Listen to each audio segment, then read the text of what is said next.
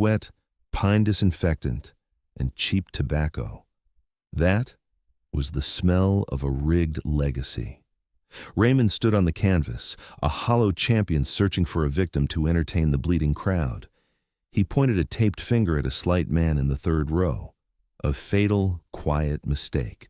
The gymnasium of the Edgeworth Community Center held heat like a wet towel.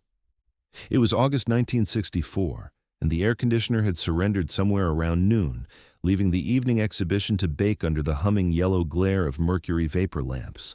Raymond Cole stood in the center of the taped-off canvas square, his bare feet absorbing the sticky warmth of the mat. He was 34 years old, thick through the chest and shoulders, with a jawline that looked like it had been carved from cheap soap and left to harden. A heavy canvas GI, starched to the point of cruelty, chafed the raw skin at the back of his neck. He hated the GI. He hated the heat. Mostly, though, he hated the hollow ringing sound of the applause.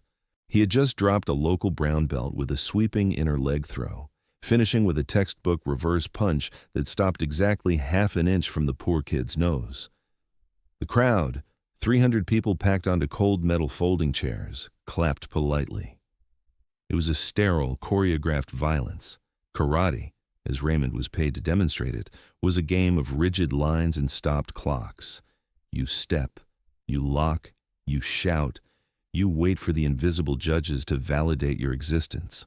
Harrison Blake stood just outside the ropes, leaning against a steel turnbuckle. Harrison was a promoter who sweated cheap gin and wore suits 3 shades too loud for a Tuesday.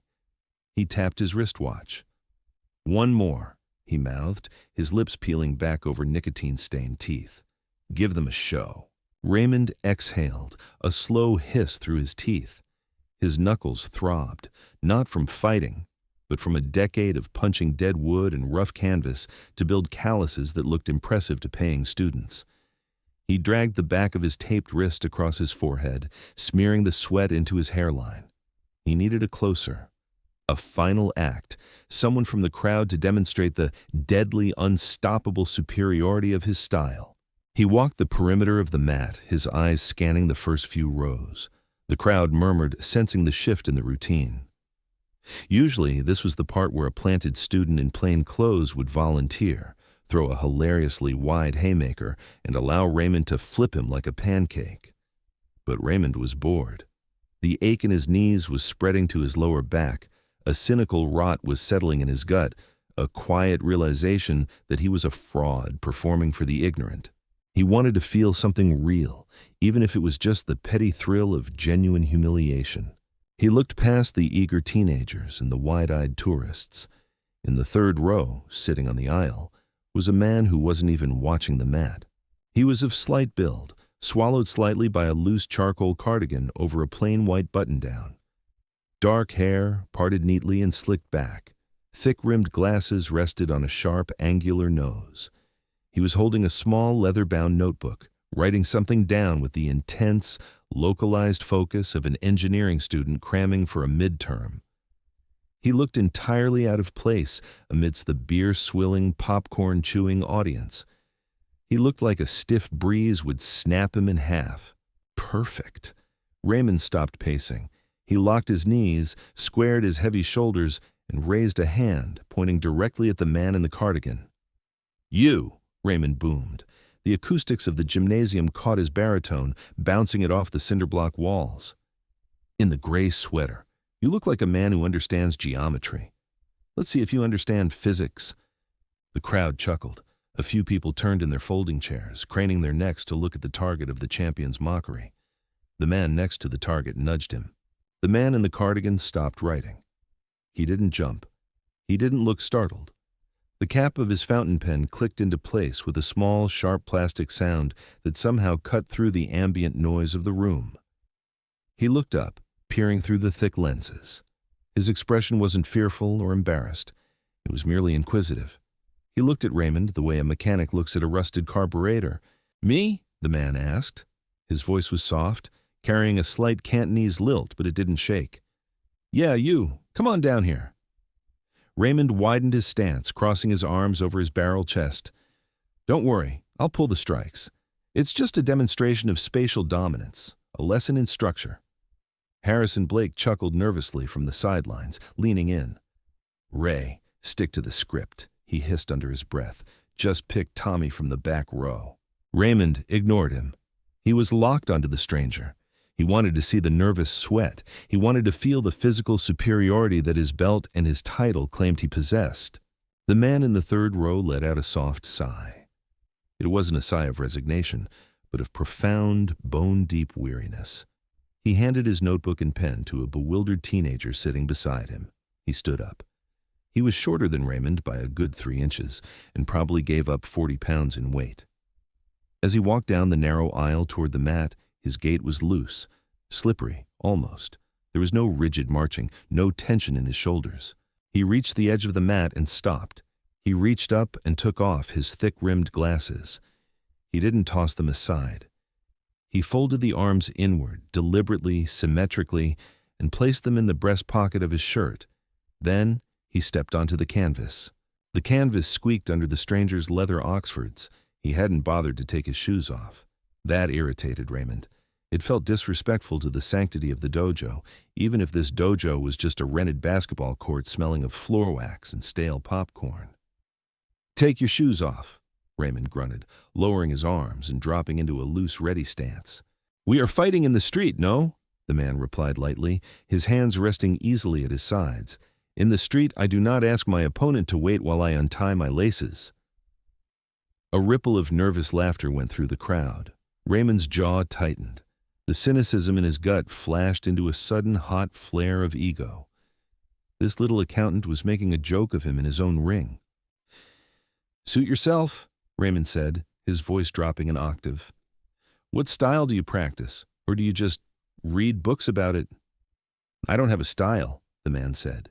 He didn't shift into a stance. He just stood there, his right foot slightly forward, his hands floating somewhere near his waist, fingers relaxed, slightly curled. It looked sloppy. It looked like a man waiting for a bus.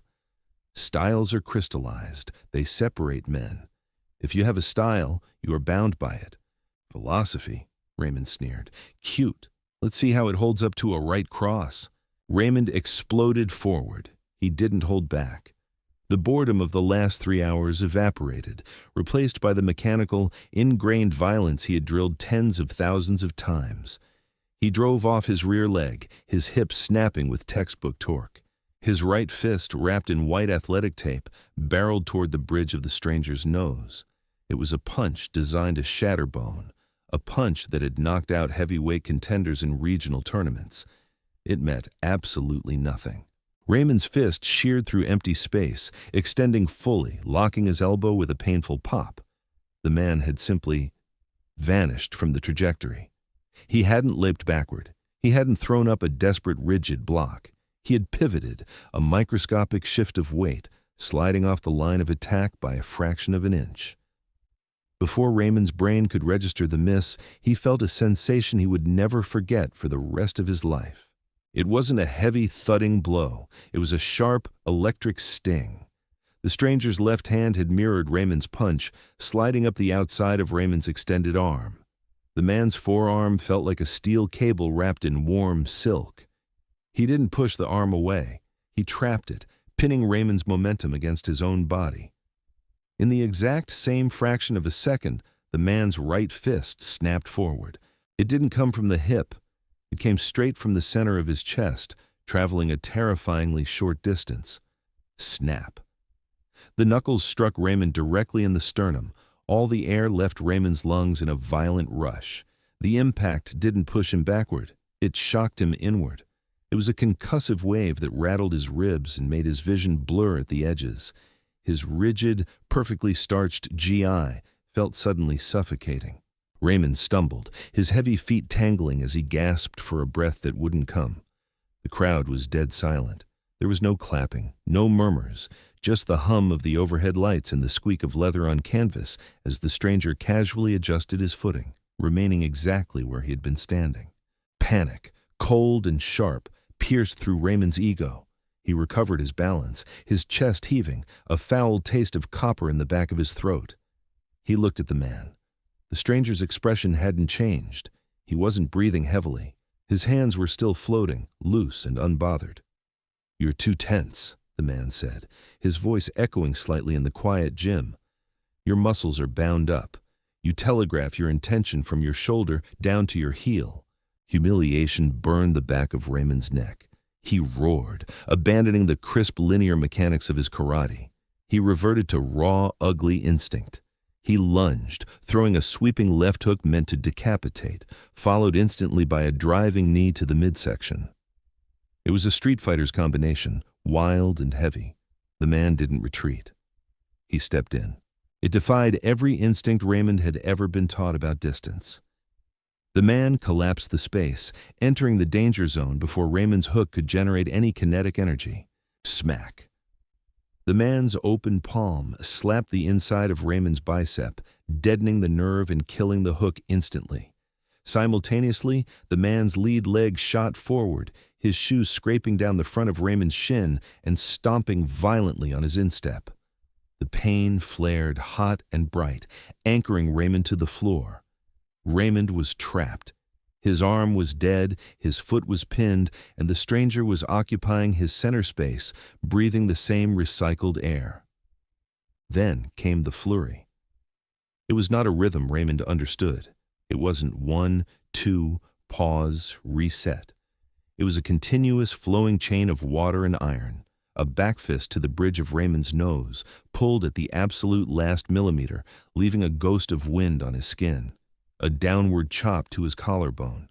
A trap, a pull, breaking Raymond's posture completely so he was bending forward, hopelessly off balance. Every time Raymond tried to establish a frame, tried to muscle his way out, he found empty air, followed immediately by a stinging counter. He was fighting a ghost. The man was everywhere and nowhere, a fluid, reactive entity that used Raymond's own aggression as fuel. Raymond threw a desperate blind elbow. The man caught it. He simply cradled the elbow in his palm, neutralized the force, and used the momentum to spin Raymond completely around. A firm, flat palm pressed against the center of Raymond's back and shoved. Raymond went flying. His bare feet slipped on the canvas and he pitched forward, crashing heavily into the ropes. The top rope caught him under the armpits, burning the skin, and he sagged over it, gasping, staring down at the scuffed hardwood floor of the gym beyond the mat. His lungs burned. His arm was entirely numb. His rigid worldview, built over thousands of hours of breaking pine boards and bowing to portraits of dead masters, lay shattered on the dusty canvas. Behind him, he heard the soft, unhurried squeak of leather Oxfords walking away. "Do not mistake rigidity for strength," the calm, accented voice said from the center of the ring. "A tree that is unbending is easily broken. Water can flow or it can crash. Empty your mind, champion." Raymond hung on the rope, sweat dripping from his chin onto the floor. He slowly turned his head. The man in the charcoal cardigan was already stepping out through the ropes. He didn't raise his hands in victory. He didn't look at the stunned, open-mouthed crowd. He just walked back up the aisle, retrieved his thick-rimmed glasses from his pocket, unfolded them precisely, and slid them back onto his face. Harrison Blake was gripping the turnbuckle so hard his knuckles were white, his mouth working silently, a chewed cigar stub falling from his lips. Raymond Cole pushed himself off the ropes. He stood in the center of the ring, surrounded by the oppressive silence, feeling entirely, utterly naked. The cheap applause, the fake prestige, the starched white uniform, none of it mattered. He had just been dismantled, not by a style, but by a truth he hadn't known existed. The locker room beneath the Edgeworth Community Center smelled of rust, mildew, and stale wintergreen liniment. The fluorescent tube overhead buzzed with a dying, erratic frequency, casting a flickering green pallor over the peeling painted cinder blocks. Raymond sat on the warped wooden bench, staring at his hands.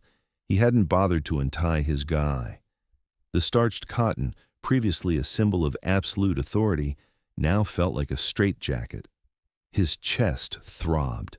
Right in the center of his sternum, a deep radiating ache pulsed in time with his heartbeat. It wasn't a sharp pain of a broken bone, but a deep bruised knot of trauma that made drawing a full breath impossible. Harrison Blake kicked the heavy metal door open. It banged against the wall, rattling the hinges. "Do you have any idea what you just did out there?" Harrison's voice was shrill, the artificial bravado stripped away by pure financial panic. He paced the narrow aisle between the lockers, his cheap loafers scuffing the concrete. "You made a mockery of the whole promotion. The invincible Raymond Cole, tossed over the top rope by a librarian. Do you know how many refunds I had to issue at the door?" Raymond didn't look up. He slowly unspooled the white athletic tape from his right hand. The tape was damp with sweat and grime. "Shut up, Harry," Raymond said softly. His voice lacked its usual booming resonance. "Shut up? I'm out $300 tonight, Ray, and the local paper was out there. Karate champion humiliated. That's the headline. You didn't just lose a spar, you looked like a drunken amateur." Harrison stopped pacing, pointing a trembling nicotine-stained finger. "I told you to pick Tommy. Tommy knows how to take a fall. But no, you had to pick the one guy in the room who didn't buy your tough guy act." Raymond finished peeling the tape. He crumpled it into a sticky ball and threw it hard. It caught Harrison square in the jaw, bouncing off with a dull smack. Harrison recoiled, holding his face, his eyes wide. "I said shut up," Raymond repeated, finally looking up. His eyes were bloodshot, the adrenaline crash leaving him hollow and vicious. "You think I give a damn about your door money? I couldn't touch him. I couldn't even breathe on him." Raymond stood up. The movement sent a fresh spike of pain through his chest. He stripped off the heavy canvas top, letting it drop to the filthy floor. He walked over to the cracked mirror hanging above a rusted sink. He leaned in, turning his torso. There, right over his breastbone, the skin was already beginning to discolor. It was a faint, angry red circle, perfectly shaped, barely larger than a silver dollar. It was the physical imprint of a strike that had traveled less than 3 inches, yet possessed enough kinetic transfer to disrupt his central nervous system. He pressed a thumb against the red mark. He hissed, his knees buckling slightly from the sudden sharp agony. "Who is he?" Raymond asked to the mirror. Harrison scoffed, adjusting his loud lapels. "Some punk from the city, a troublemaker. A couple of the judo guys recognized him. Said his name is Lee, Bruce Lee. He runs some unauthorized classes out of a garage or something. A nobody." A nobody. The word echoed in the damp room. If that was a nobody, what did that make Raymond? He had spent 12 years breaking his knuckles on makiwara boards, marching up and down wooden floors, shouting in unison, learning absolute rigid truths about human anatomy and combat. He had a glass case full of plastic trophies that validated his dominance, and in 30 seconds, a man wearing leather shoes and a cardigan had erased it all. For the next 2 weeks, Raymond did not train. He canceled his classes at the local YMCA. He stopped answering Harrison's increasingly desperate phone calls. He spent his days sitting in his cramped, stifling apartment, drinking cheap domestic beer and replaying the 30 seconds of absolute failure. His ego wanted to categorize the encounter as a fluke, a lucky sucker punch, a trick. But Raymond's body remembered the truth. His nervous system remembered the feeling of throwing a perfect punch into a void, of being manipulated, weighed, and discarded like a child throwing a tantrum. He tried to go back to his forms. One evening, drunk on cheap lager, he pushed his coffee table aside and dropped into a deep horse stance. He threw a rigid, snapping punch into the air. "Styles are crystallized. They separate men." The stranger's voice drifted through his memory. Raymond threw another punch. It felt slow, heavy, dead. He looked at his own arm, thick with muscle, calloused and hard, and realized it was nothing more than a piece of petrified wood. It could bludgeon, yes, but it could not adapt. The anger shifted. The bitter, cynical rot that had been festering in his gut for years didn't vanish, but it transformed. It turned inward, burning away the resentment he held for the ignorant crowds, replacing it with a burning disgust for his own complacency. He was a fraud, and he had finally met the truth. He needed to find the ghost. It took him 3 days of wandering the humid, crowded streets of the city's Chinatown. He asked questions in herbal shops smelling of dried seahorse and ginseng, in dim-sum restaurants clattering with porcelain and rapid-fire Cantonese, and in basement judo clubs smelling of old sweat and canvas. He endured suspicious glares, dismissive waves, and feigned ignorance. Finally, a young grocery clerk, tired of Raymond hovering by the produce, scribbled an address on the back of a torn receipt. "He doesn't have a school," the clerk mumbled, refusing to meet Raymond's eyes. "He just trains. He's crazy. You shouldn't go." Raymond took the paper. His chest still ached faintly when he breathed deep. "I have to," he said. The address led to a narrow, sloped driveway behind a row of dilapidated brick apartments in a neighborhood that smelled of diesel exhaust and boiling cabbage. The August heat pressed down, suffocating and heavy. Raymond walked down the cracked concrete, the crunch of gravel under his boots sounding entirely too loud. At the end of the driveway was a detached two-car garage. The wooden doors were peeled open, propped with cinder blocks. From inside, Raymond heard a sound that made his stomach tighten. Smack, thud, thwack. It wasn't the rhythmic, predictable cadence of a boxer hitting a heavy bag. It was erratic, explosive.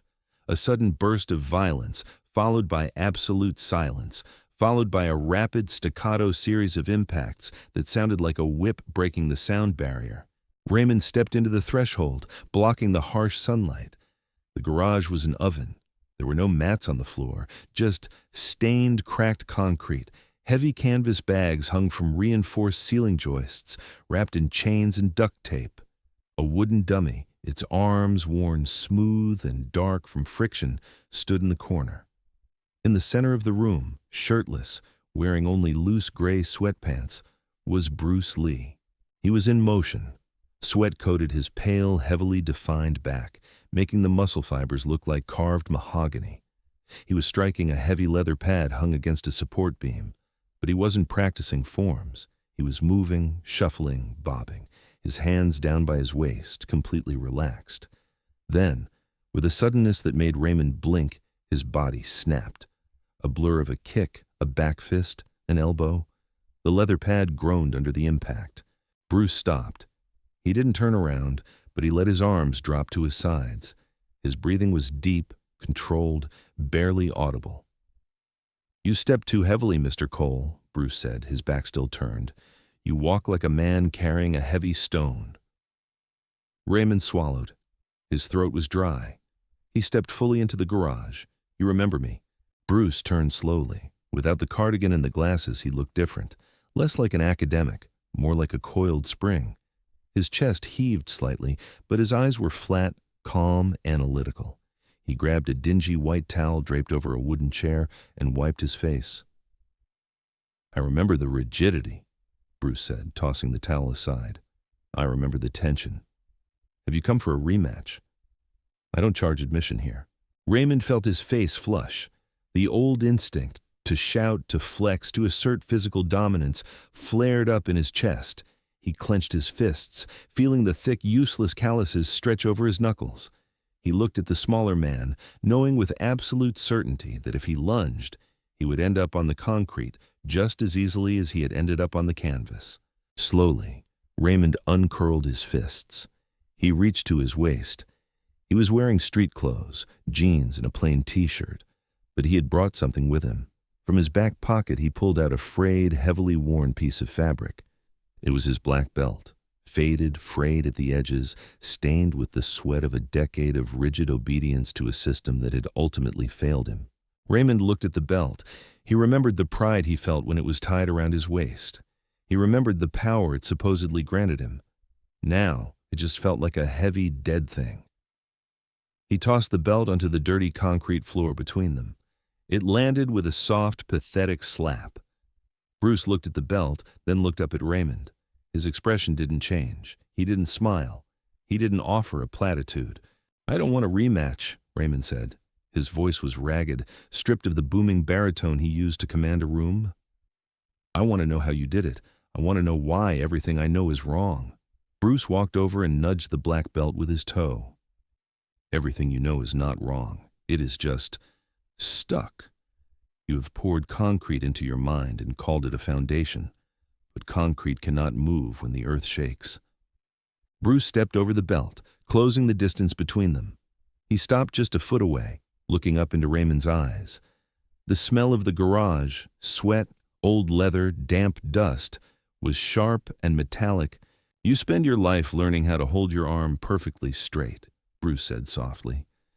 But in a fight, perfection does not exist. The opponent moves. The ground is slippery.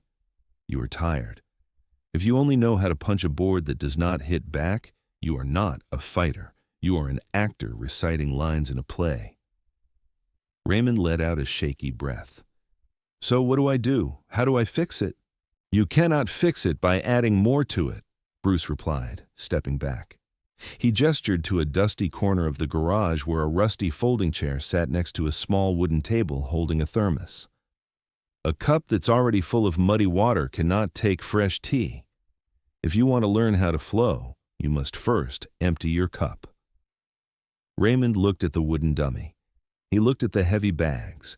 He looked at the man who had dismantled his life's work in 30 seconds. I've got a lot of bad habits, Raymond muttered, rubbing the back of his neck, feeling the sudden terrifying weight of starting over at 34 years old. Bruce walked over to the wooden dummy, resting a hand casually on its worn arm. Good.